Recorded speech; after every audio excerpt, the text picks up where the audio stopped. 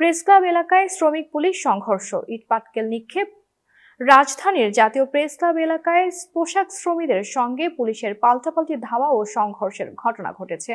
আজ মঙ্গলবার সকালে গাজীপুরের কয়েকটি পোশাক কারখানার শ্রমিকেরা ৩ মাসের বকেয়া বেতন, ঈদের বোনাস, মাতৃত্বকালীন ছুটির টাকা সহ বিভিন্ন দাবিতে প্রথমে শ্রম ভবনে যান।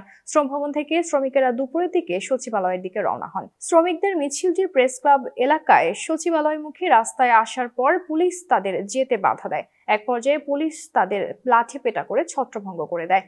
পরে উত্তেজিত শ্রমিকেরা পুলিশকে লক্ষ্য করে ইট পাটকেল ছুড়লে পুলিশ তাদের ছত্রভঙ্গ করতে সাউন্ড গ্রেনেড ও কাঁদুনে গ্যাসের শেল ছুড়ে।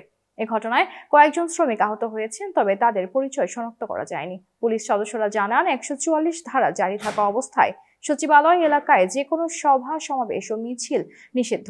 কিন্তু আন্দোলনরত শ্রমিকেরা সচিবালয়ের ভেতর ইট পাটকেল নিক্ষেপ করে। পরে পুলিশ তাদের ছত্রভঙ্গ করে দেয়।